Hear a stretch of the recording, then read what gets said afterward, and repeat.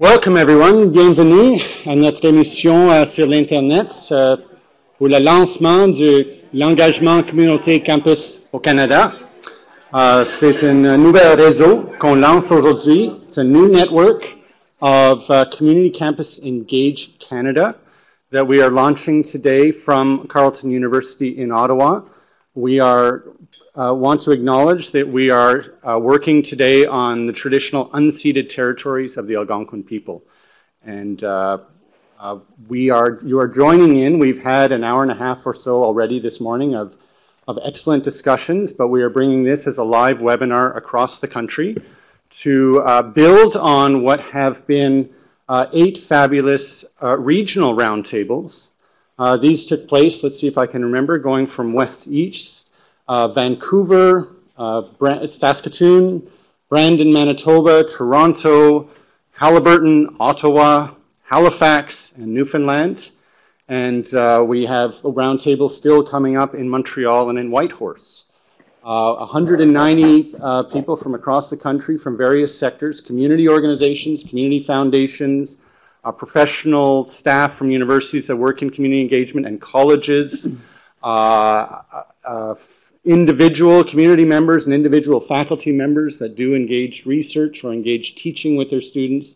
We're at these events because there is an energy in this country to have a national network and a national community of practice and peer-to-peer sharing to learn how to do this work well, to inform our governments and institutions about how we do this work well, to work with policy makers and funders to ensure that this is well resourced in this country so that we can do more of the, create more of the magic that comes from community campus partnerships. So I'm very pleased that you can join us here today in person in Ottawa, and some of you are joining online. Welcome. I just saw Ted Jackson come to the front here. And Ted Jackson told me something the other day. He said, you know, community campus engagement is on the leading edge in Canada. And that reminded him of a joke about Captain Kirk. How many ears does Captain Kirk have? So there's the left ear, the right ear, and the final front ear. Oh my God. So in honor, Ted actually, I'm pointing out Ted because he is the master of such whimsical interludes. And he was the original principal investigator on the CFICE project, Community First Impacts of Community Engagement, which has been working for the last 6 years to further community campus partnerships in the area of working on violence against women, poverty reduction, community food security, community environmental sustainability, and we've learned a lot from those 6 years of supporting over 60 partnerships across the country in those sectors, really learning what makes these partnerships work well, and how can we, well, and the answer is respect, as we heard from Cléals this morning, and reciprocity, and learning to work together well towards the common good, listening to each other's knowledges, not assuming that there's only one knowledge and one way of doing things. Anyways, I'm getting ahead of myself because we have a fantastic panel of 8 people across the front of the stage here who are going to share some of their insights about community campus engagement, why it's important from their vantage point. We have community representatives and funders, representatives from Colleges and Institutes Canada. In fact, I will tell you exactly who's here and we'll move straight into this panel. Je voulais aussi dire bienvenue à tout le monde qui est ici aujourd'hui en Ottawa et aussi ceux qui viennent nous joindre en ligne. La diffusion aujourd'hui, ça va être principalement en anglais, mais on essaie de commencer un réseau national. Et pour être un réseau national ici au Canada, c'est vraiment important d'utiliser les 2 langues officielles, le français et l'anglais. Alors, on va l'essayer aujourd'hui. Une portion de notre discussion va être en français. Je pense pour la plupart, ça va être en anglais, mais on va l'essayer parce que c'est important. C'est important, c'est au Canada qu'on travaille. So we will try to do our best to have a bilingual presentation today because we're creating a national network and we need to recognize that in Canada we need to use both languages as we do that. So Okay, let's get started.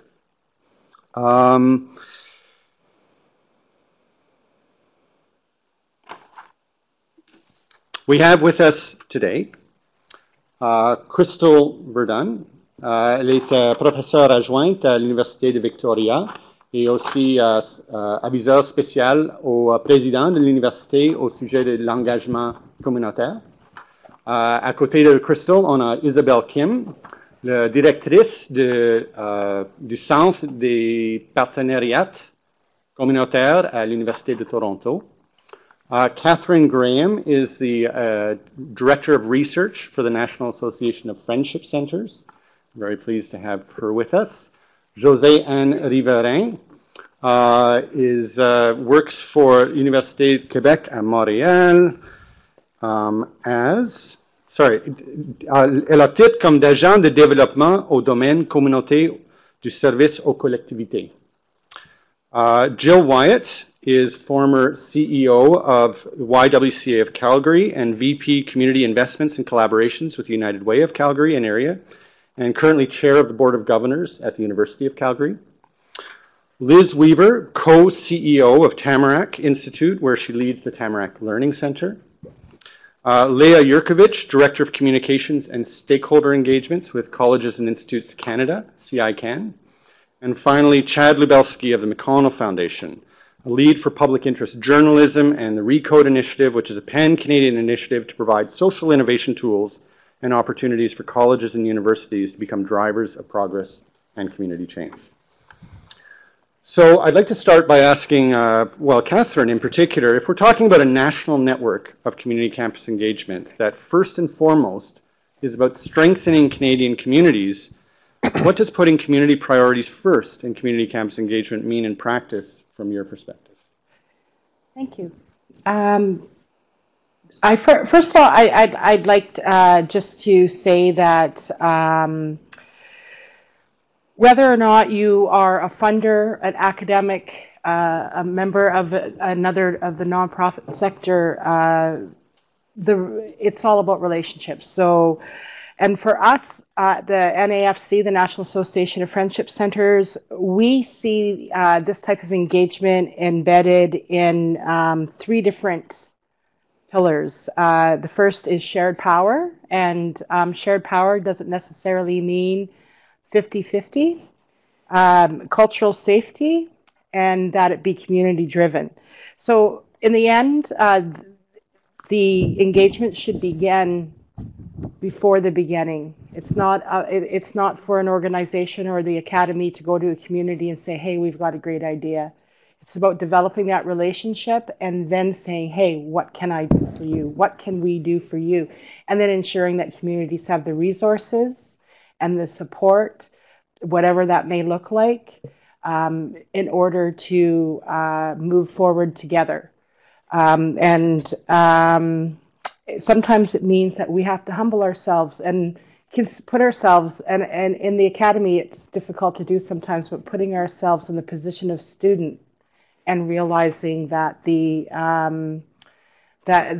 community is the teacher. And that as long as we follow their lead and hold them up and know when to step back and let them rise up on their own, then we have a good start. Great, thank you, Catherine. And Jill, do you want to add something here? Thank you, I will. I really agree with what Catherine said, and I'll follow up by saying that I think thinking about issues of fairness and equity as we think about community engagement is also really important. And in particular, from my background in not-for-profit, we have to remember in these kind of partnerships that we aren't all resourced all the time in the same ways to be able to participate. And so I think we have to think big about how do we address those issues of inequity. And they aren't always about money. They are about many things. But I'm particularly interested in the initiative that I think we'll talk about later about the Innovative Fund that we're thinking about creating. And I think that holds a lot of promise.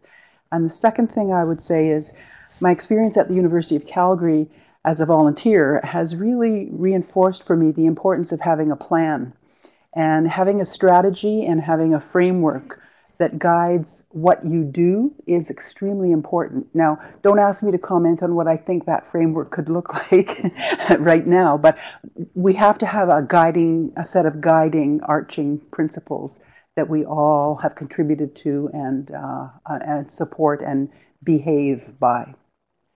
Great, thank you, Jill. Liz Weaver from Tamarack, what's your perspective? So from our perspective at Tamarack, one of the things that we're seeing is that communities are facing increasingly complex problems, right? And in order to really unpack and understand a complex problem, you need all voices. You need voices of the citizens with the lived experience of the problem. You need, or the opportunity, you need the voices of the academic community. You need to have that kind of equity of voice around the table so that we can truly unpack those problems and really start to move the needle on those problems. And I think, this provides that kind of opportunity where we come together really in conversation. And I agree with Catherine. It's about building trust and building relationship first, coming with our different views and our different points of wisdom, and then really trying to understand, okay, so what is this problem that we're trying to work on together and move forward together? And how can we as citizens in this community really get to the place of community change that we all envision? And so these kinds of opportunities, when you bring the campus environment to the community environment or the community environment to campus, it is that kind of natural connection of the resources, but also the wisdom of both to kind of unpack these issues that we're trying to solve. Great, thanks, Liz. So far what I'm hearing is from Catherine, relationships first, and then Jill really adding in the idea that we need a plan, a collective plan that we've bought into together, and I think that's true at the institutional level, it's true through community projects, and it's probably true for Community Campus Engaged Canada. And then from Liz, really about the collaborative potential within communities when these different sectors and experiences come together. Chad, do you want to add something here?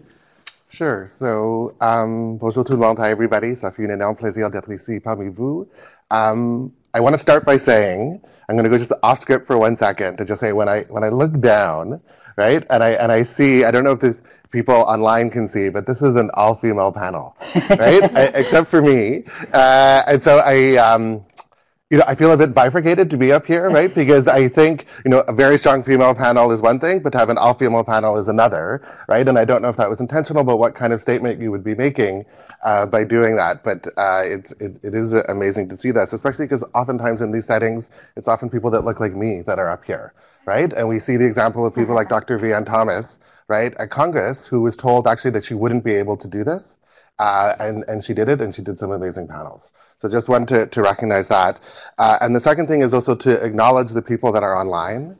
I think you are showing incredible commitment to this work, right? To be online when everybody else is in the room. If you're on the West Coast, it's early for you. So thank you for your commitment to this work.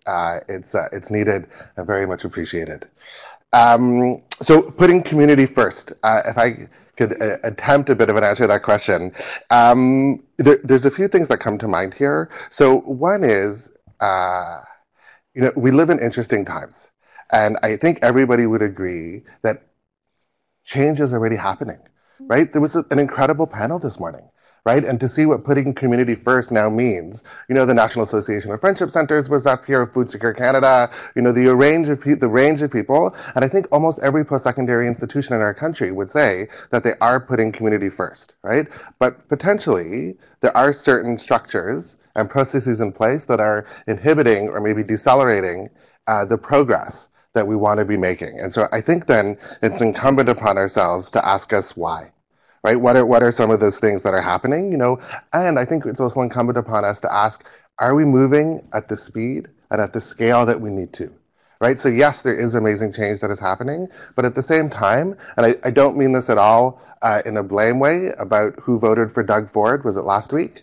Right? But Doug Ford was elected in Ontario last week. And I think there's probably some really good reasons why. Right? So from what I read, Ontario communities feel disenfranchised, right, from what is going on, right? And they're not participating in some of the growth that's happening, and that leads to some of what's causing Doug Ford to be elected and people like that, right? In my own province of Quebec, we are most likely going to elect a very far right-wing government this October, right? So yes, there is change happening, but there's change happening across the board, right? And that, I think, is an issue for our post-secondary institutions, right? So then, I think if we all agree that change is important, right, I think we then need to ask, as I said, why isn't this happening more? And to my mind, I think part of the issue, and I don't have an answer to this question, right, but I do think part of the issue, there's a social innovator who's based in Surrey, BC, called Alan Mansky, who talks about thinking like a movement, but having to act like an organization, right?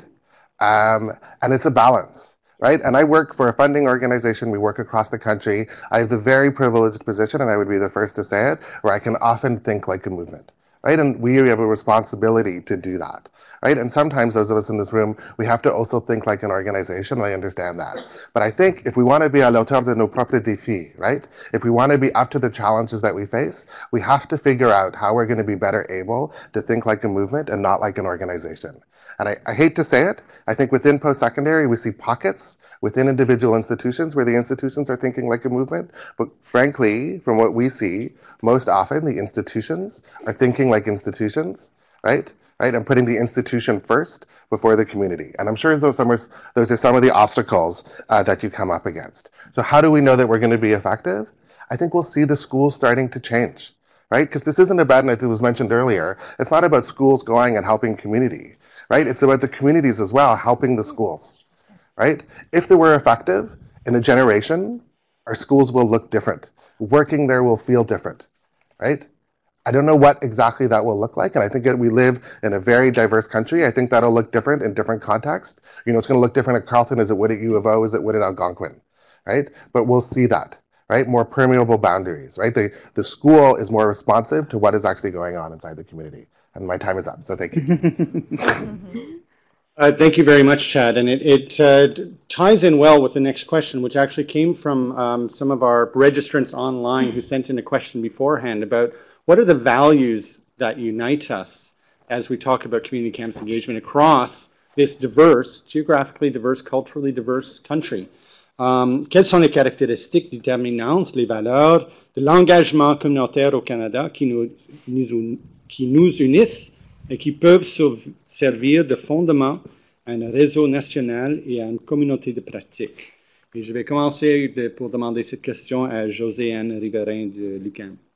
Merci beaucoup. Donc, I'll be the first one speaking strictly in French. So in case you have any issue with it, I'm sure somebody can translate for you, and I can even try very hard to express myself in English too. Sorry, je ne peux pas parler du Québec. I cannot speak about the Quebec perspective. We are a very wide province. Je peux pas non plus parler d'une perspective montréalaise. Je peux seulement parler de la perspective de qu'est-ce qu'on essaie de faire depuis 40 ans au service aux collectivités de l'UQAM.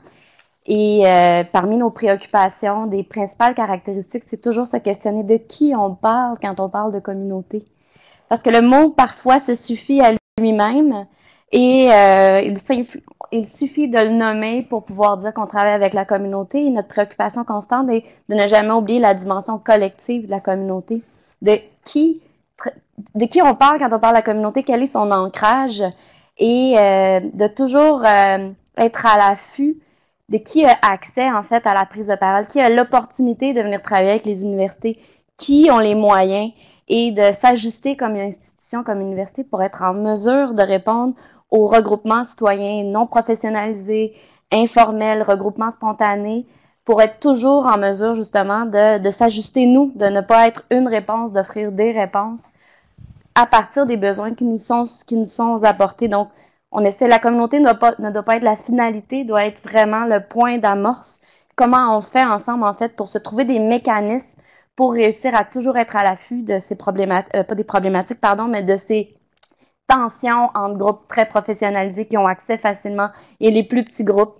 En ce sens, à cette époque d'urgence environnementale, qu'est-ce qu'on voit beaucoup au Québec, c'est justement tous ces regroupements citoyens spontanés qui doivent soudainement devenir des experts d'une problématique qui les dépasse parce que des langages techniques, scientifiques extrêmement difficiles. Alors, le défi n'est pas d'avoir une réponse, d'avoir une problématique qui nous est déposée, déjà formulée, mais d'être présent pour être en mesure justement de répondre rapidement à ces problématiques-là et d'être flexible pour que la temporalité de ces groupes-là influence le processus de recherche, influence le processus réflexif. De la même façon, on a un défi en termes de reconnaissance. Il y aura toujours des rapports de pouvoir inégaux. Que le rapport de pouvoir inégal, il ne s'agit pas juste de le reconnaître, mais encore là, de mettre en place des mécanismes pour réussir à y répondre. Et j'ai plus le temps, en fait, là. Bref, la question de la reconnaissance, ça se traduit entre autres aussi par une vigilance constante et des mécanismes réflexifs qui vont nous permettre du micro au macro de réfléchir au processus qu'on met en place pour assurer justement qu'on est toujours community first, puis de qui on parle et que les populations concernées, les personnes concernées, soient les premiers à participer de façon paritaire, égalitaire à tout le processus décisionnel. Sorry, I didn't speak. Merci, Josiane. No, this is really important, and UCAM is a real leader, and the questions you're raising about who is the community, and we constantly have to be reflexive, flexible, to be present in our work. I'm speaking of the academy now as we work, so that because there are all these informal groups, as you're saying, that are being asked to become experts in their areas, and this is something we can work with them as researchers, but you have to be pretty flexible and reflexive in all of that work. Merci. Isabelle de l'Université de Toronto, peux-tu répondre à cette question aussi des valeurs qui nous unissent? Okay. Je vais parler en français et en anglais. I think what my colleague just said was so important. So I had in my list of things I wanted to say, so I'll say this in English before going to French. So this issue of access, who has access to community campus engagement, and how can we reduce the attitudinal, geographical, physical, social, economic barriers to participation in community campus engagement in all of its forms. Et puis ça, c'est lié à mon prochain point, qui est que si on veut vraiment bâtir un mouvement national, il faut penser au fait que le Canada est un pays très divers, avec plusieurs différentes cultures. Comment est-ce qu'on va se lier avec nos partenaires ruraux, urbains, au nord, au sud, à l'est, à l'ouest, et puis comment est-ce qu'on peut travailler ensemble à travers nos différences et dans le respect. Reconnaître que la collaboration est importante et qu'il faut vraiment investir le temps et les ressources dans le processus du développement des partenariats. C'est très important. Aussi, la qualité de la réciprocité et du long terme, que dans nos partenariats, les organisations communautaires et les universités, de penser au long terme, de penser à la réciprocité dès le début. Non pas que ce soit juste des projets ponctuels qui aboutissent à pas grand-chose.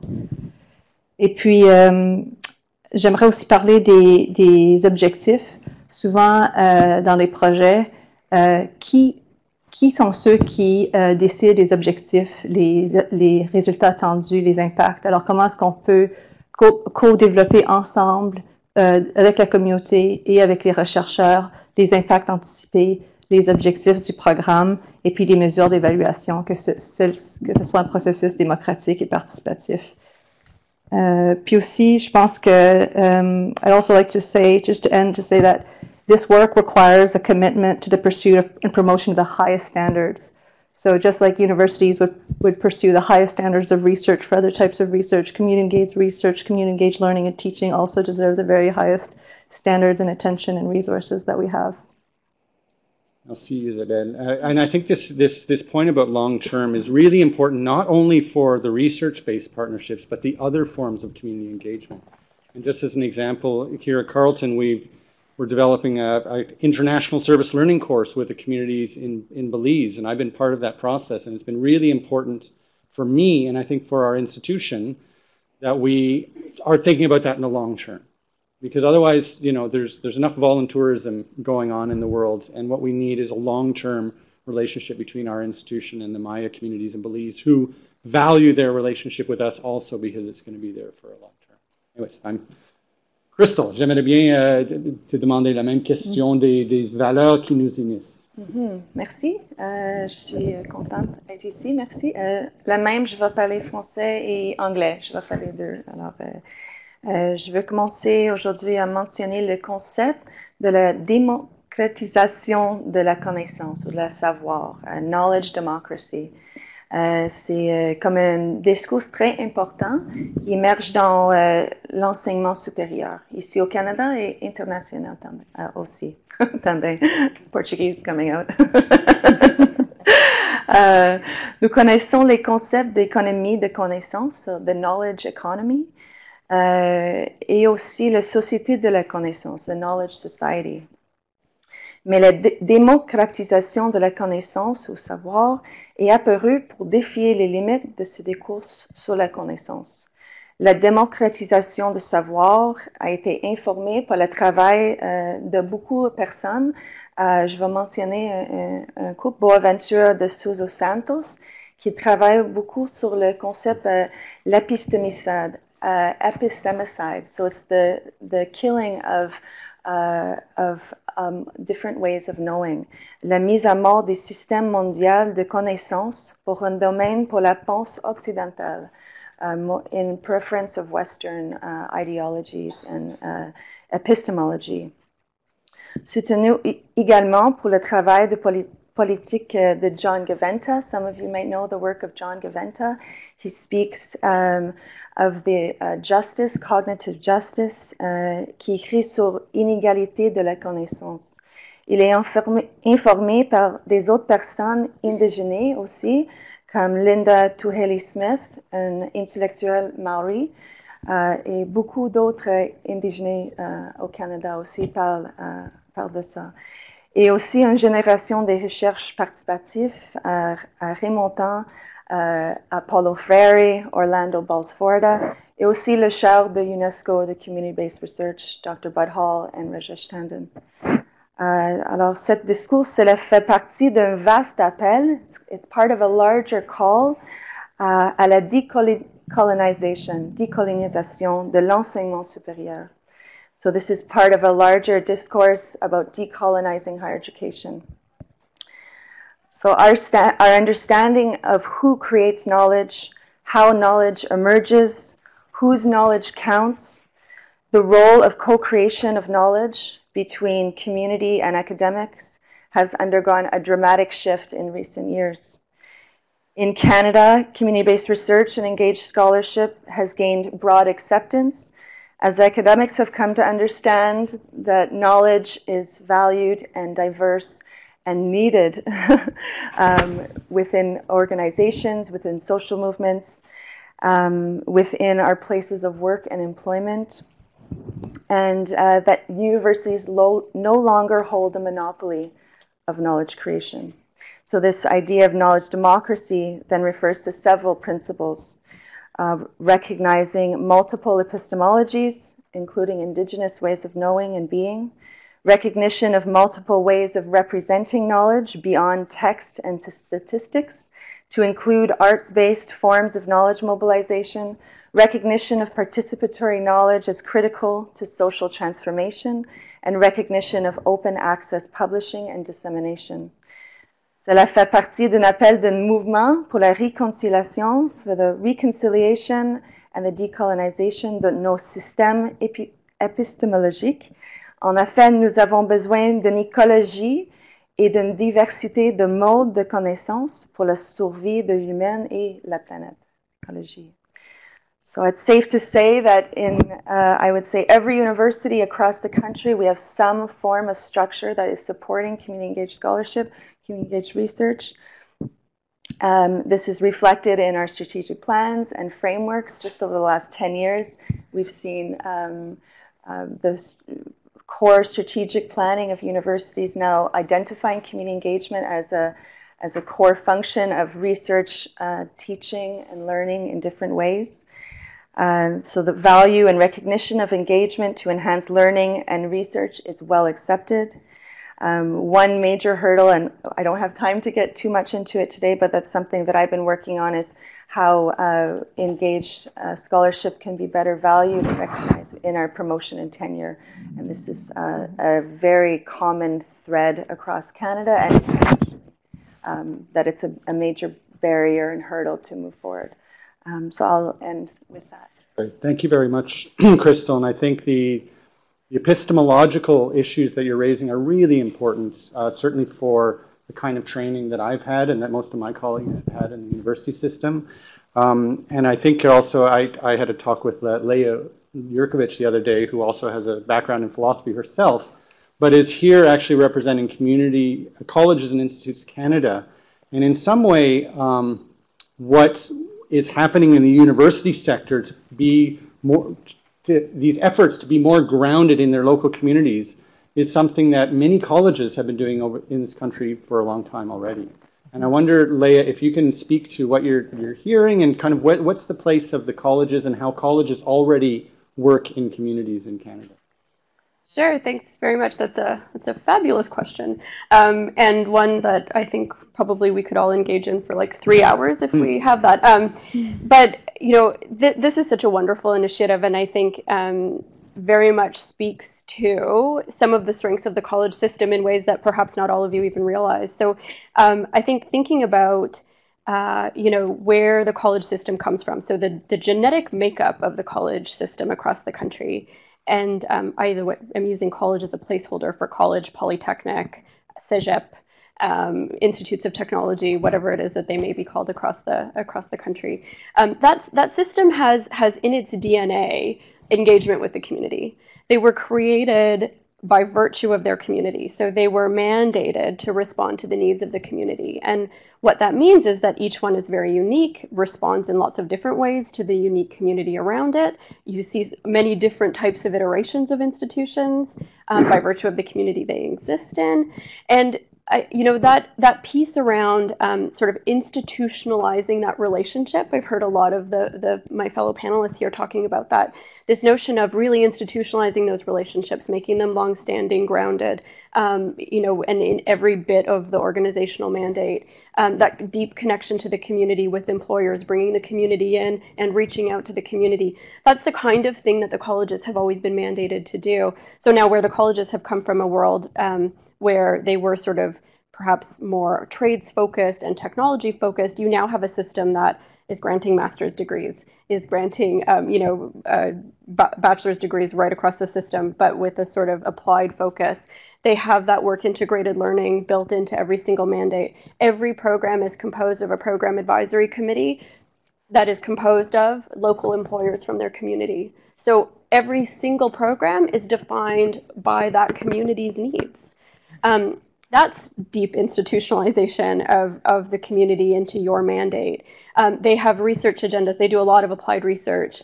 Many of those research agendas are defined by the communities in which they exist. One of my co-table mates, we were chatting about Fleming, and you know, Fleming has an environmental restoration research program where they take the needs of the communities around them and decide to come up with ways to address those challenges. So it's that sort of long-standing system that's in place in colleges. And I think the other piece that has been touched on that I'll just mention briefly, because I really could talk about this for a very long time, is the access piece.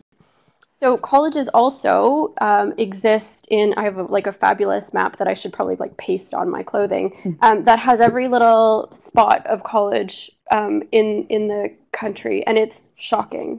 So 95% of the population is within 50 kilometers of a campus or satellite campus. We touch almost everybody. We really are everywhere. And again, what that means is really different types of engagement happening at all of those local spots. But it also means we're the main point of access for Indigenous learners. We're doing lots of things like upskilling, reskilling of adult learners. The average age in colleges is not, 18 and a half. It's 27. So the community looks different. It's really an interesting model, I think, where there's lots to complement what's happening in the university sector for sure. Thank you, Leah. I would thank you to all the panelists for the answers to those initial questions. And now I have a question for the people in the room as well as for those of you online. Que pouvons-nous accomplir ensemble à travers un réseau national et une communauté de pratique que nous ne pouvons pas atteindre par nous-mêmes? What can we do together that we can't do alone? through this national network? Why do we need to bring these voices together around a table? What can we do together?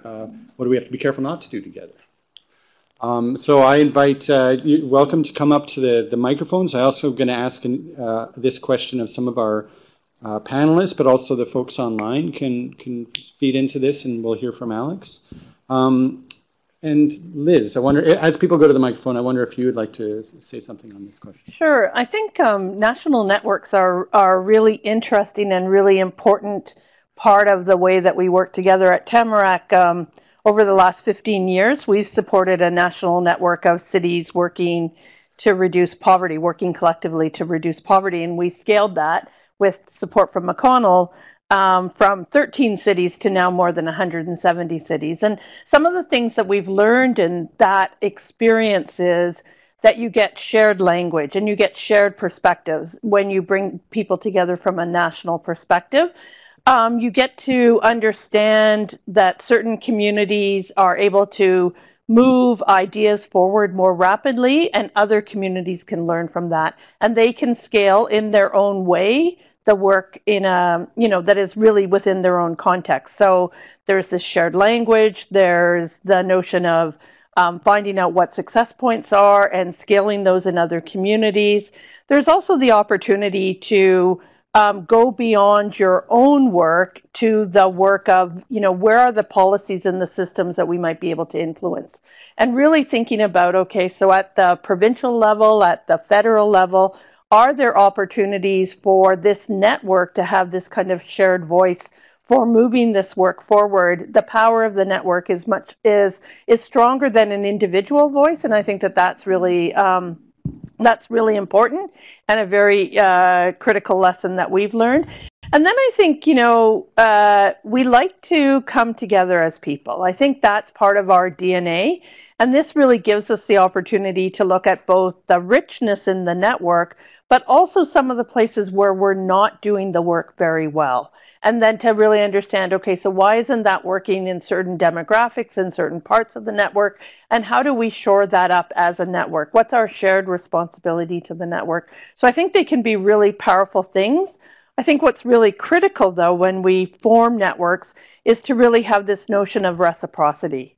So, and particularly when you're thinking about this from a campus community perspective, what's in it for the campus environments, but what's in it for the community? And how do we come into these networks recognizing that we're two different kinds of ways of working and ways of being and knowing? How do we say, okay, so we might not know everything, but in the conversation, in the building of trust, in the kind of building of the network, we're going to be better together and stronger together. Thank you, Liz. I saw there was a hand up here from Duncan, I think. Do you want to come to the microphone and speak to this question of what we can do together? And then as we continue, I'll also come back to some of the panelists, but I'll really ask everybody, including Duncan, who's just come to the microphone, to try and keep your interventions short so that we can get through the series of questions. Okay, thank you very much. My name is Duncan Phillips. I'm from Mitacs, who many of you know.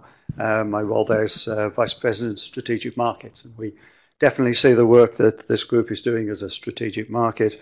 Currently, only 15% of our funding is directed towards the humanities and social sciences, and that's one of the needles that we really want to move.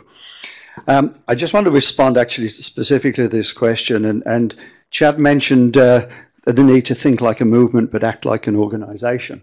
And Jill talked about needing a framework, and I think that's what we can do together. We can build that framework. And I'd like to just tell everybody that something that Peter and everybody knows. I've been working with Peter and Ted and Nicole and Maeve over the last few weeks to design a framework which can assemble and manage the funding for community-based research and work-integrated learning placements. As you may know, Mitacs manages a significant pot of government funding directed towards innovation and research through work-integrated learning placements or internships. Some people have referred to it today as a truckload of cash. I wish it were. It's not quite that flexible. But the cash does come with rules and restrictions. And it's only when, through demonstrating effective use of those funds, that we can actually advocate for changes in the rules to extend the eligibility. And that is what we're trying to do. But until then, we need to address the funding gap. And that's probably where the philanthropic and the community sector comes in. So actually, in the coming weeks, we're hoping to actually table a formal proposal for a consortium that can assemble and manage these government and non-government funds. And the consortium can be based on structures that Mitacs has already developed in the past, which helps us to already address things like confidentiality, intellectual property, consortium membership, and that sort of thing. I was asked if Mitacs would allocate $1 million a year to this fund. That's what we've put in all our emails and intentions. What I haven't told everybody is that when I go to our board next week to ask for this, I'm actually tripling that. And I'm asking for. So hopefully we'll be able to put our experience together and be able to work together and build that consortium and figure out this mechanism. It succeeded in the past. I've worked on doing this in the industry sector, in the defense sector, and actually there's a parallel proposal going forward to our board, which is an indigenous consortium as well, which I'm going to talk to some of our colleagues here today. So thank you. Thank you. Wonderful. It is important to be clear, and I think Duncan is saying this as well, though, that any of that kind of money coming through Mitacs, which is so welcome in the community sector, still will need to be matched, right? And so this is where our job, collective job in a way, is to now find some of the philanthropic foundations and others who might want to play a role in making this work possible for the smaller community organizations and the indigenous organizations that have not been able to take advantage of the kind of Mitacs positions that, say, Diana Bronson talked about before. So thank you. I'd like to go maybe to Josiane to speak to this question of what can we do together, and then I'll come to you. I think we are in a trend right now where many people are actually engaging in that kind of work, but have very different definition of what it can be and what it should be. And this kind of national movement who share like core values is, I think, very important to have like a counter discourse to make sure that when we understand community engagement partnership, we are actually not thinking into volume, into efficiency, but into what, as Catherine said, a relationship, and what it means into quality and what we need to invest. We are fighting a lot. We've been doing this kind of work for a long time, but we're still fighting very much to prove that this is important and this needs to be supported. And knowing that other people through Canada is actually engaging in that kind of work and believe it so much that they get engaged in the national movement will have a huge impact, I think, in every region. So that's why we try as very hard to be engaged in that kind of national movement, because the needs are for long term, for funding, for recognition that we have to change to be able to engage in that kind of work, and to recognize the social group participation in that kind of group, and that requires money. It's not just, we're not just helping, we're gaining from them. And how can we make sure that this is c'est reconnu à sa juste valeur et c'est appuyé avec du financement adéquat? Chad, what's your perspective on what we can do together?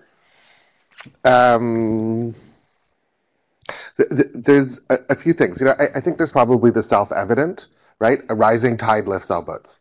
Right? I think we would all agree to that. And then there are certain sort of mechanical things that we can do. Sharing of best practices, of resources, communities of practices. There's efficiencies and effectiveness that we can do if multiple institutions or organizations are working on things at the same time.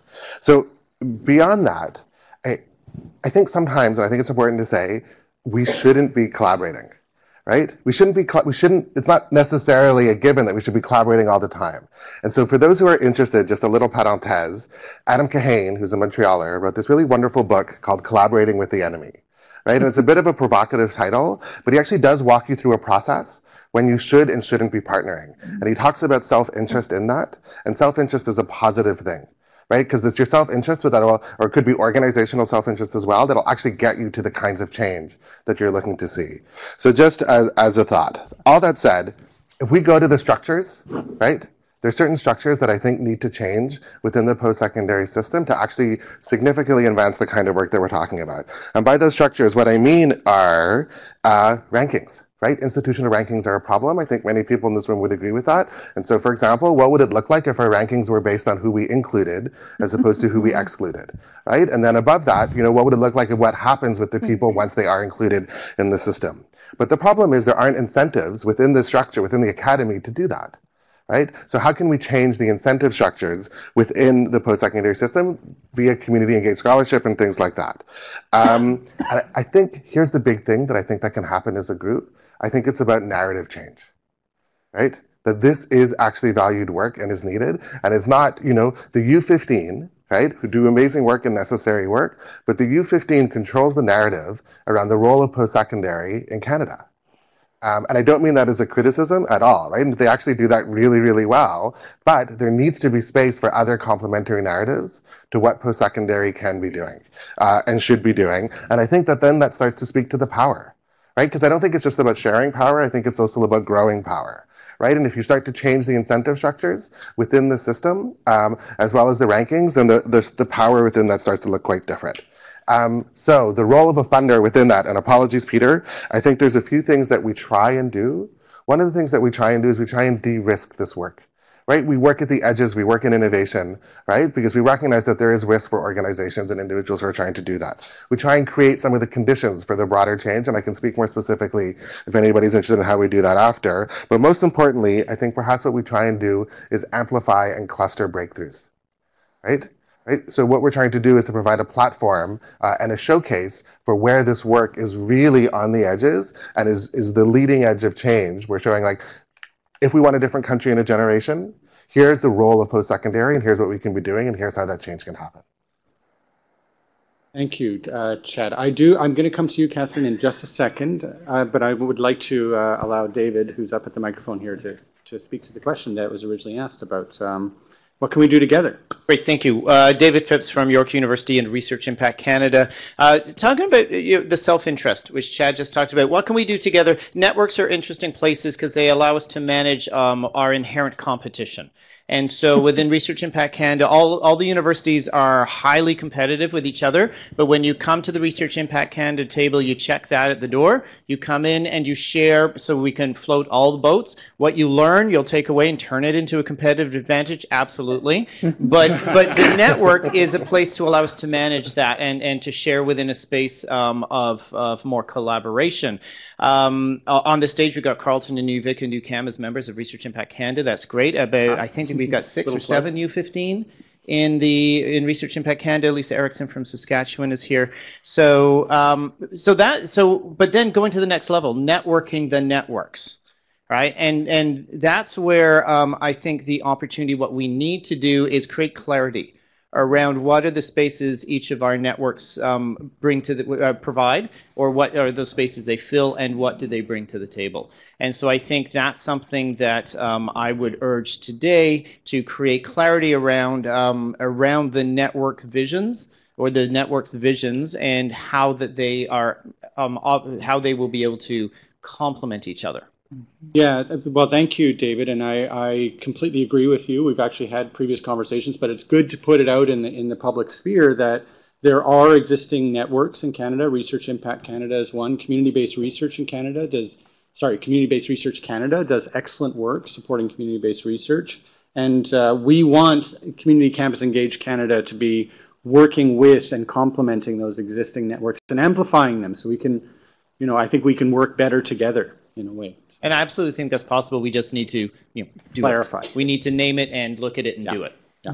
So that'll be also part of the conversations that continue this afternoon. I would like to go ahead. ask, Alex first from some of the online comments, and then we'll come to Catherine.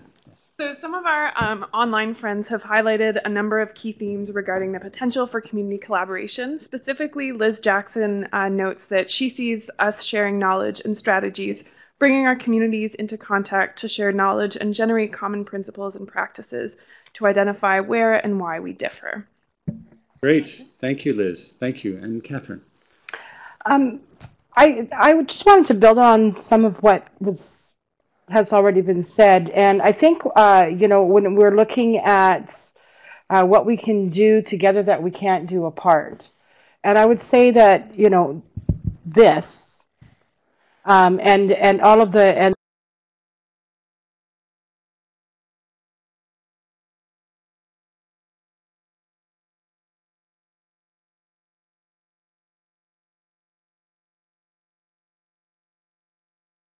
mentions of words about amplification. We've heard self-interest, and those are all important. But one thing we haven't heard is boundaries. Mm-hmm. We have to learn how to set boundaries, and we have to learn, as the privileged ones in the room, that those boundaries often will exclude us to some extent, and we have to be okay with that. I think that when I come from an Indigenous perspective, based on the work that I do, I think about self-determination, and I think about I think about, I go as far as saying research sovereignty, intellectual property. And so there needs to be an understanding that those boundaries that we set for ourselves in our relationships will honor those other aspects. And it doesn't mean, and when we talk about equity, and we talk about relationships or partnerships, it does not mean that our piece, like any one role within that partnership, is of less value. You may participate less. You may fund and then walk away and say, hey, send me a report. Or you may, like I had said earlier when we were speaking this morning about the idea of coming to the community, asking them what they want. And you have to be willing to walk away from that afterwards. Jimmy Buffett's son, not Jimmy Buffett, Warren Buffett's son. Two different guys. I need a pina colada. Warren Buffett's son wrote this amazing article, I think it was in the New York Times, called, and where he refers to philanthropic colonialism. And we have to really, really ensure that, because we are all here with the best intentions. We all want better for communities. We all want a better future for all of Canada. But we have to ensure that we don't engage in practices that recolonize or impede processes of decolonization, undermine self-determination, sovereignty, and all of those things. And again, I would say that applies to all groups, not just Indigenous people. We need to be able to position communities so that they can tell their stories, because that's transformative. Thank you, Catherine. Yes, this point about recognizing boundaries, respecting self-determination. I have a question about student mental health and student and youth engagement and the future generation. And Théa Deschamps said that, the future belongs to those who give the next generation a reason for hope. As part of that, I just want to acknowledge there's, research assistants here in the room like Antonella and others who gave so much time just to make this happen. And a lot of us are parents, a lot of us are citizens, and I have two sons, all of whom, and I'm sure a lot of your kids and a lot of the kids in universities right now are really suffering high rates of anxiety and depression, and this lack of meaning, lack of belonging, belonging to a place. So it was something that I think you said, Chad, at one of our round tables, how can this movement, public kind of common good movement, because I think that's why we're trying to distinguish ourselves a little bit and complement the industry and private sector. How can we link this place-based engagement and working on real community-based and place-based initiatives? How can it support student mental health and a sense of belonging? And I know that my colleague Crystal teaches service learning, you teach it. So this is kind of why I got back involved in this movement, and people like David Peacock, is the student experiential learning movement is, and CFICE tried to embrace that at the beginning of this research project. And now we're here today, 6 years later, saying, how do those threads come together? And as human beings and as part of the ecosystem, how will this, what do we need to do to make sure there's hope embedded in this? Because I think there is a real opportunity. But I think we need to address, we're calling it student mental health, but I think we're also, we're trying to say there are ways through and a real sense of connection and belonging for the future students. So I'd like your perspective on how we can weave student mental health and sense of place and belonging into this movement. Thank you, Maeve. I just want to acknowledge Maeve Leiden is the co-lead of the Community Campus Engagement Working Group within CFICE that helped to organize this as well, along with Michelle Nilsson from Simon Fraser University and David Peacock from University of Alberta, who are both here in the room as well. And you mentioned the research assistants who helped support this work as well, like Antonella and Anna is somewhere here. There you are, Anna. Thank you for the work. Any of the panelists want to speak to this question of how can we have this as a movement of hope? Jill, yes. A few thoughts from what so many people have said. One of the things in my mind is the age of uniformity is over. It doesn't apply anymore, doing one thing or one size fits all. We're going to be an even more diverse country, and I think back to what Chad said about post-secondaries needing to become more permeable, and how does that come about? How do you make change like that in organizations? I think that's something we're all facing. I think Liz said something about disruption and about embracing, you might not have used that word, but embracing the complexity of who comes to the table. Who is the community? The community can be everyone or anyone.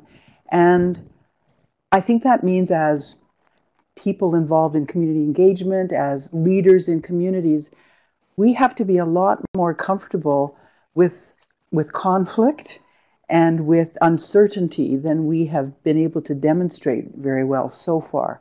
And that's very, very difficult. It's very difficult individually. But I think that's one of the reasons. I think it's very hard to create hopefulness when you're living in such uncertainty at every level of your life, or many levels of your life, and when you are in situations which tax your ability to manage complexity. And so I think we are where we are in society for good reasons, and we are electing people for reasons, I guess, that some of us don't understand well, but we have an opportunity, because this is a powerful moment, I think. We have an opportunity to demonstrate more openness, more respectful dialogue, more talent at bringing complex people together. I think we have an opportunity to model a civil society, perhaps in a different way, in a new way. I think we have an opportunity that's very challenging ahead of us, but I think we're the right forces to take it on. It's interesting to me Chad, you talked about changing the narrative, and I didn't have a community-based experience when I was I guess I did actually. I'll change that. But it was thinking about it, it was actually when I did the McGill-McConnell program, the master's degree, it was actually one of the most impactful parts of that learning. And I wonder if this narrative, the counterbalancing narrative of loneliness and lack of belonging, that community-based experiences for students creates that sense of belonging to community in a different kind of way. And is that a counter narrative that we can use to kind of create this? Because I do think that, having had that experience myself, now that I reflect back in the moment, actually it can be transformative, not for everybody, but I think there is probably a number of students who've gone through the campus environment and for whom that experience has been quite transformative. And so I wonder about that. And I think that is an issue that we have to talk about, in our communities. And it isn't just students, it's actually right across our communities. Mm-hmm. And I don't know if we can, I hear Catherine, your idea about boundaries, because I totally agree with you. I don't think we can be the dog in that movie Up, right? Squirrel, squirrel, squirrel, which this kind of an initiative can be. So we do need to have some boundaries, but what is it about using these issues that are front and center for people and then considering how they can be transformative in changing the narrative and the narrative that will emerge from this kind of work? Sure, great. I just want to intervene myself as somebody who teaches often with community-engaged pedagogies and community-engaged research projects and so on. One important thing is that students, when they grab hold of this work, it gives them a whole purpose to their education that they hadn't realized before, many of them. And that's really exciting to see that sort of switch on for students. And secondly, that it's different kinds of learners that thrive in these engaged projects. And I think that's really important. that it's, we tend within the universities anyways to reward only certain kinds of learning and certain kinds of students. And this rewards other kinds of students and makes education exciting for them.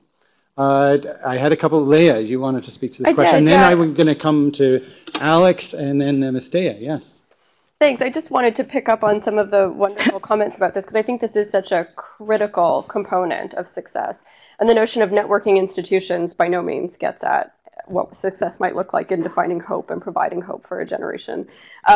What I wanted to sort of touch on was, I think some of the things that colleges do, for example, instructors come from industry, from the local industry. They're not sort of transported from different countries, et cetera. They're from their communities. And that connection is an important element that I think this group could really leverage, actually. And one of the other things is, humble diploma students are actually taking part in research projects in their communities. So they're immediately giving back. They're seeing results. They're providing, and there's a huge engagement opportunity there. And we see the success of that every day. One of the examples that I saw with my own eyes that I loved was the Manitoba Institute of Trades and Technology has a program specifically for completely disenfranchised Indigenous male youth who have been out of the high school system, bringing them into post-secondary, a place where they thought they would never have access. And they are learning trades while upgrading other skills, like basic digital literacy, for example. They're learning trades by doing community projects.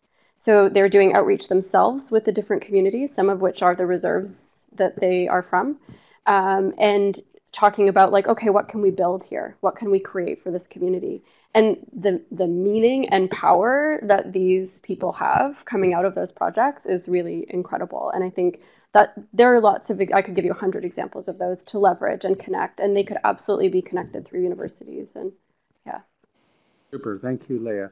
Another comment from online, Alex. So with regards to Maeve's question, Susan Grossman writes that, first of all, it's a great question that Maeve asked. Susan is not sure that it is service learning itself that contributes to mental health, but rather the connections that students make to others, the ability to develop skills, including resilience, and the opportunity to fail safely. If we could speak about these outcomes versus the practice, she believes the movement would be strengthened. Great point, Susan. Who and Mistea, you know what I realized up here, and I was thinking about this the other day. We don't have any student voices on the panel, and what a huge gap. And then how many chairs can we get on this panel? So I'm so glad you came to the mic as a student who's involved in this work. Yes, I was just going to say there are a few students in the room, but I'm going to guess the youngest any of us are is 21, 22. I'm 24, and that the undergraduate student voice hasn't been here. It wasn't at the round table I attended, or like Emily Amon, who's come to some of these before. She's a graduate student now, so she did a lot in her undergrad, so she sort of has that perspective. But as well, like Emily is an exceptional example, and kind of the average voice of an undergrad student seems to be a little bit underrepresented. And also that to point out, sorry, I'm a little bit nervous. My part-time job, I'm a supervisor for lifeguards and swimming instructors who are all kind of 15, 16, 17. It's their first job, that sort of thing. And we've been discussing lately in our supervisor meetings that they're a completely different generation than even those people who are 19, 20, the people who are in your university now. There's a generational gap between my age down to about 19 or 20 and the kids that are in high school now. So if you're trying to make something that'll work by the time you have time to implement it, you probably need to be looking at the high school students now who have different strengths, certainly different weaknesses, different buzzwords or interests that they'll respond to. So if you try to gear it at kind of the few master's students in the room, we made it through our undergrad probably without too many mental health breakdowns because we made it to a master's degree, that sort of thing. And if you gear it to us, you're going to be still behind the curve. You're going to be too late. So you need to start looking at where the opportunities are with the kids who are 15, 16 now, because by the time you get something implemented to engage them in their first or second year, that's who you need to be looking at now, I would say. Thank you, Ms. Day. Excellent point. I have a question, because part of what we're talking about here is really about outcomes of community engagement and about telling the story of community engagement in a way that it's important for ourselves, those of us who work in the movement, but it's also important about to tell to our institutions and to our governments and funders and so on. Alors la question que j'ai maintenant, c'est comment racontons-nous les histoires de l'impact communautaire? Pourquoi est-ce que c'est important? Et j'aimerais commencer avec Crystal Tremblay. Commencer un petit peu. Nos vies sont pleines d'histoires. Our lives are full of stories. I do a lot of work with arts-based engagement and participatory video, and the power that these transformational tools, bringing creativity into our research in those ways, speak volumes. And I've been going to a lot of conferences lately looking at impact in science in different ways, and I'm hearing so much about metrics and quantitative indicators, and it just makes me even more passionate about the role of storytelling and the role of the arts and in demonstrating social change, and that research process can be really transformative in itself if it's done right in a reciprocal way. Yeah, and I just want to say the stories bring us together. They help form relationships. They connect us. They connect us to the land. Stories hold deep knowledge about where we're from, and they offer a sense of belonging. So just a few things about that. I could speak a lot about the topic, and I'm happy to speak more about how I've used storytelling and different visual methodologies in my work to tell good stories about change that we're having. So, yeah. Great, merci, Crystal. Isabel. So I'm going to expand the question to the related question of who's telling the stories. So how and who. So we're hearing stories about community campus engagement through the news, through media, through social media, through policy documents, academic papers, and websites of universities. And so my next question is, who are telling these stories? And so Crystal talked a bit earlier today about knowledge democracy, and I think we are storytelling animals. Humans are storytelling animals, and that's how we learn, and that's how we make sense of the world from birth. And so it is the one form of knowledge and sharing and exchanges that is actually quite democratic. And so often if there is forms of community campus engagement and they're written up in academic ways, community partners who have been involved in that project don't have access to that same language. Storytelling is a way to tell a story of what happened in a way that all those who participated in the partnership can tell a story. We all can tell stories. And so for me, it's really important to value storytelling in the community campus engagement activities that we do, and to think about how they're told and where they're told and who's authoring those stories. And I also think, just as a, not to play devil's advocate, but storytelling can be done in a very trite and very narrow and superficial way that's nearly just as superficial as listing a lot of metrics. And so it's important that we tell the stories in a way that they remain open and that they can breathe, and that they're open to different interpretations, and that they tell a story in complex ways so that we're not oversimplifying or just telling a very rah-rah story about the work that we do. And just, I'm very glad a student just spoke, and I think it's important for more student voices to be storytelling and be put up, be upfront in the public discourse around this work. Yes, Catherine. Sorry, I just wanted to add something to what both of you said. Both of you are bang on, and I really just wanted to kind of give an example, because it's kind of why I came. So I wanted to just tell you just a couple of seconds about the Urban Aboriginal Knowledge Network. So the Urban Aboriginal Knowledge Network is the secretariat. It's hosted out of the National Association of Friendship Centers, and it is the same short funding cycle as CFICE is. And one of the things that one of our goals is to bring knowledge users and community as well as the Academy together for the purpose of partnering to do research that's meaningful to communities. One of the outcomes that, I'm hearing about what you've said and thinking about community impacts and telling stories. One of the outcomes that we've seen is a lot of storytelling, a lot of really innovative storytelling, and we talked about impacts on students and so forth as well. I think it's really important to mention the impacts that this process has on community, and not just community as a whole, but individuals. We've heard stories through the UACAN, for example, a project that was sponsored or partially funded by the McConnell Foundation. I believe it was entitled This Is What We Wish They Knew, and it's out of the Halifax Friendship Center.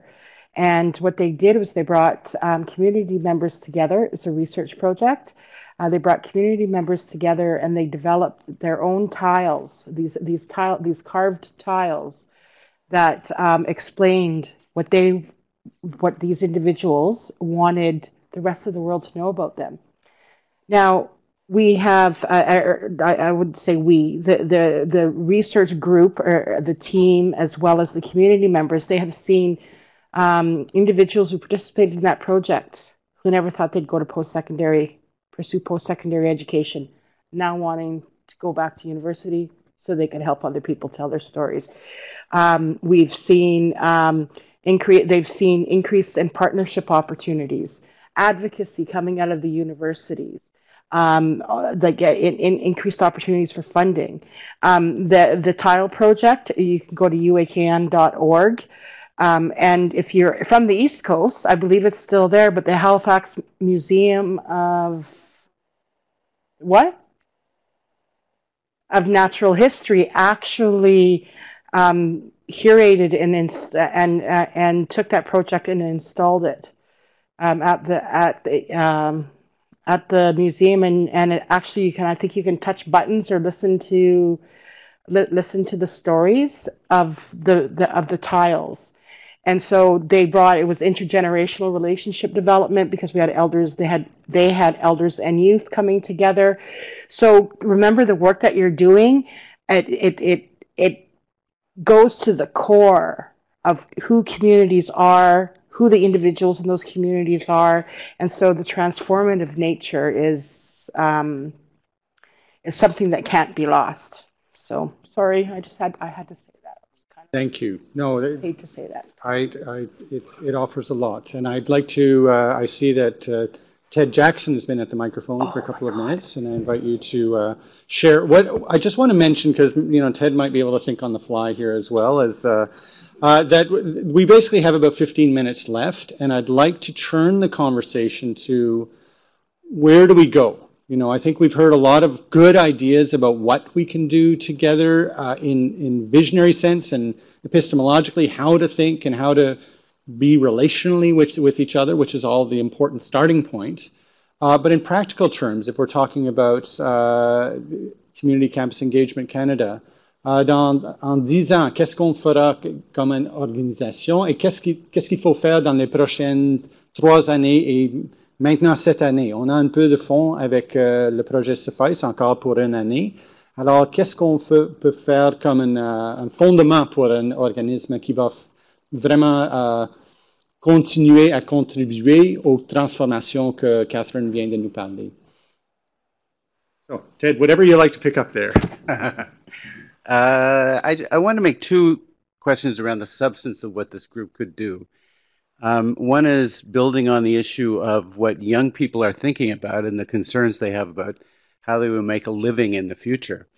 And, how do you accompany young Canadians, all Canadians actually, as the workplace changes, as we have artificial intelligence and robotics, in some cases vaporizing jobs. How do you actually build the economy and accompany people to navigate to a productive place there? And I think a lot of the anxiety is actually, I think, well placed on that issue. So maybe this is a group that could do something on that.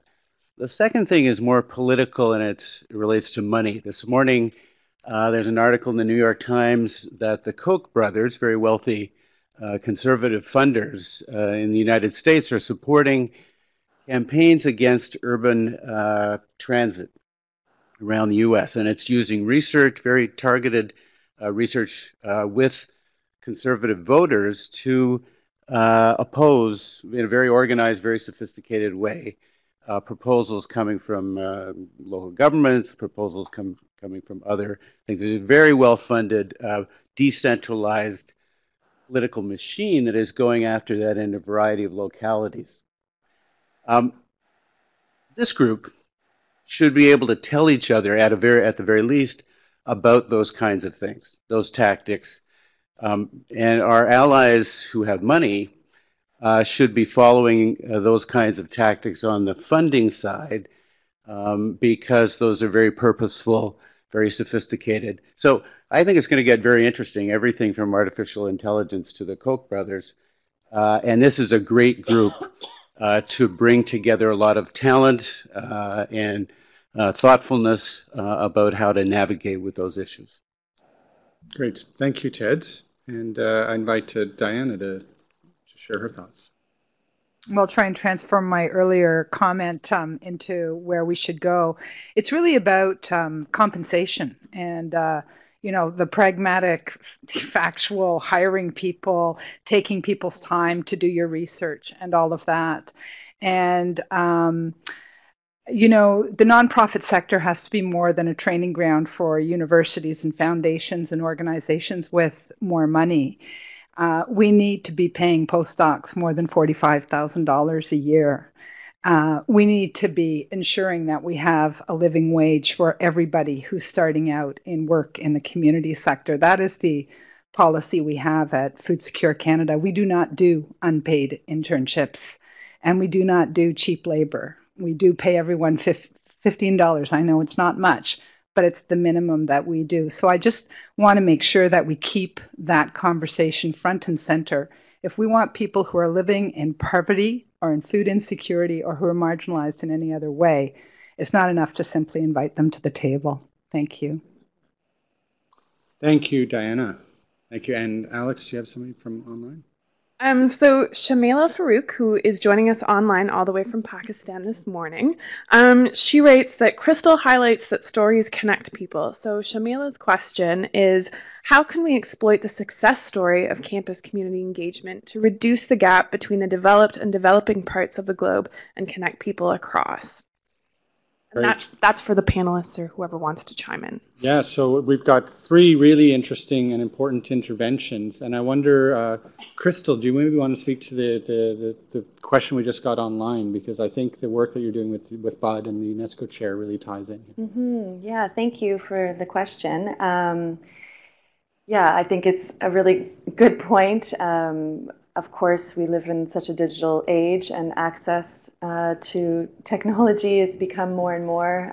I've done a lot of research and engagement with communities that often informal or marginalized, but everyone has access to cell phones now, so we can do a lot of creative co-creation through simple cell phones. So I've had some really good and positive experiences with that. And sharing information around the world is more easy than ever now. Sorry, I'm speaking directly to you, but it's to everyone online too. And yeah, we've done a lot of work with the UNESCO chair in community-based research and social responsibility over the last few years, focused on training in community-based research, and we're now just launching a new global consortium in training hubs around the world. We just had our first mentor program completed, and the idea is to create local hubs in different countries around the world to actually produce curriculum that's locally and culturally specific in those regions, focused on some of the United Nations development goals.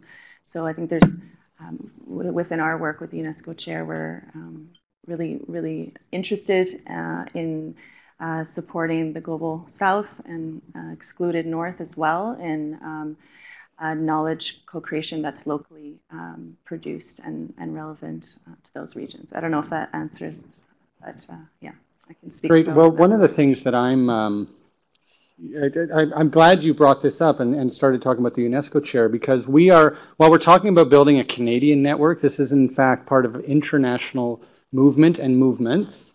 And we are, many of us on stage and in this room and people online and so on are already connected. Just want to mention organizations like the Living Knowledge Network that forward this work in Europe. Community Campus Partnerships for Health is a real leader in the United States. And we're connected. And Campus Engage Ireland is a bit of a model that we're using when we think about Community Campus Engage Canada. So anyways, just putting it out there that we have international colleagues who are interested in what we're doing, who are connecting with us through communities of practice, and that we can learn from beyond Canada itself. And then the UNESCO chair and the work in the Global South is amazing. Really critical thing is to be open source, right? And so that's something that we've learned at Tamarack is, even though we were supporting a network of 13 cities initially, we open sourced all of the information, right? Anytime the network did things, we wrote stories about it, or we engaged them in their own storytelling, that kind of thing. And if you open source it and if you put it out there, then the folks that are interested actually get attracted to it. Not immediately, but over time. And I think, you know, sometimes with network development, we look more to ourselves in terms of, you know, what are we doing and how are we doing and that kind of thing. And I think in this kind of environment, you really have to be outwardly facing. You know, Rich Harwood in the United States talks about, you know, turning outward. And I think with this kind of a network, that has to be a pretty big imperative in terms of thinking about, you know, how accessible is our information, at what level, how is it, you know, kind of outwardly facing. Great, great. Thank you. Looking at time, we have about 6 minutes left, and seeing Anna come to the mic has given me the opportunity to mention that the Executive Director of Research Grants and Partnerships, Tim Wilson, from the Social Sciences and Humanities Research Council of Canada, was going to be part of our opening comments this morning. He was not able to be here. But Shirk wanted to be here, and Shirk is here. Anna Torgerson works for Shirk and is welcome to have people talk to her over lunch and so on about how communities can be part of partnership-based work that Shirk supports. And Anna, do you have a question or a point that you want to make? I won't take up too much time at all. I thought I'd come up and talk because you were moving towards talking about the future. Thank you, first of all, for inviting me. Is it ever exciting to hear what you have to say and see how you're working towards making Canada and the world a better place? It's also exciting to get out of the office and see a partnership grant come to life. This is the end of a partnership grant, right? So you might be looking for ways to move into the future and more funding. So I'm here to talk about those opportunities. I've been at Shirk for almost 10 years, and I can say that I've seen quite an evolution in policies and practices, the types of projects that are being funded. It's very exciting to see what comes out of partnership grants, which I've worked on. We have some new baby programs too. Partnership Engage grants are pretty popular. Sorry, they involve community university partnerships that are all about serving the needs of one partner outside of the academic sector. So this would be, it's small, but this is a good way to start out as well for some of you in the room who maybe aren't looking to start, you know, partnership grant yet. So anyway, I'll be here to talk to you if you like, and I'll just let you know kind of quietly. I mean, no one's really listening, right? But can't say too much, but I'd watch the website tomorrow. There's some a new grant coming out tomorrow. So okay. Exciting. Thanks. Thank you, Anna. A voice from Newfoundland has come to the microphone, and I'd like to give you a chance, Sandy, and then I'll come to Isabel, who had her hand up here before. Thank you so much. It's a real pleasure to be here. Being in Newfoundland, we're a little bit isolated, so I'm with the Office of Public Engagement at Memorial University of Newfoundland. So I love the idea of different types of wisdoms. I really like that phrase that was used earlier. And so I think there's a lot of pockets of untapped expertise and wisdom out there. And so we just recently realigned our Office of Alumni Affairs from the development portfolio to public engagement. And so as part of that process, we did a survey. We reached out to 3,500 of our alumni, and we got a lot of people saying, you know, you love to ask for money right away. And we don't, but that was a perception that was out there. But a lot of them said, why don't you reach out to me and ask me to help with my expertise in curriculum design, in working on a research project. And so I think if we take that approach, looking outward to community and seeing what is it you'd like to contribute and how would you like to benefit, I think there could be tremendous opportunity for us to really capitalize on that. And we've also moved to trying to measure and capture transformational impact. So how is the world different, to who, in what ways, using numbers and stories to tell that. So I think we're moving that direction. We're really trying to get there, and super interested in talking with people about how we might refine and improve those. Thank you. Great, thank you, Sandy. One of the questions that I didn't get to, but I started thinking about is, there is this whole move to talk about metrics and measurement of community engagement. And so we will, in the fall, we will run another webinar where we can feature some of what we think are some leading examples of how to do that well, which means not just counting how many students you have out there in community settings, but there's way more things to talk about and measure than that to capture some of the quality of these relationships that we've been talking about. A few minutes remaining, so I just want to see if there are panelists who would still like to say a couple things, and I'll start with Isabel.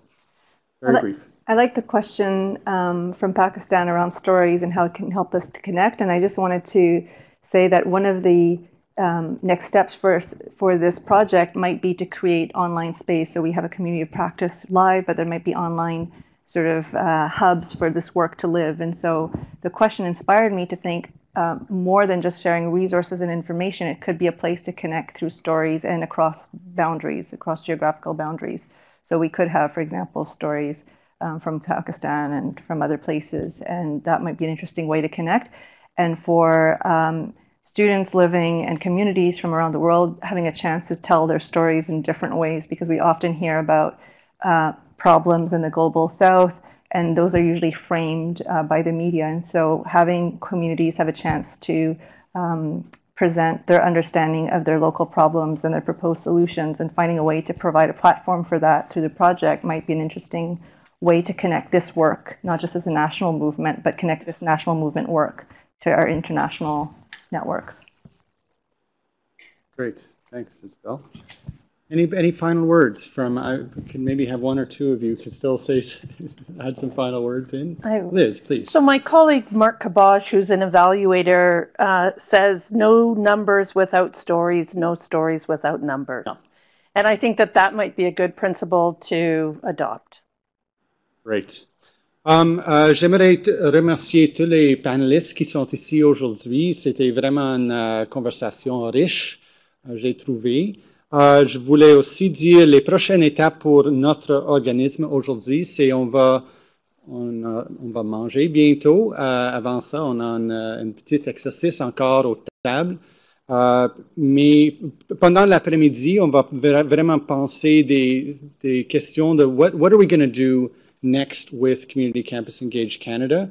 I think we've got sort of a rich vision. We need to get into the weeds a little bit in terms of the community of practice, for whom, how, platform that was just mentioned, an online platform, and what are the physical spaces that we want to create and ways for connecting people. We want to talk about funding opportunities. Duncan came to the microphone earlier. Maybe you need to hear from Shirk, although not till tomorrow, apparently. Sorry, no, you're here now. I was talking about the potential announcement on the website tomorrow. Yes. We also, there's work to do to, on the policy level to understand the provincial policy, higher education policy landscapes, and how we can inform them with some rich learnings, both with numbers and stories, on why community campus engagement matters, and how the higher education policy, as well as social innovation policies and others, can really support this collaborative work.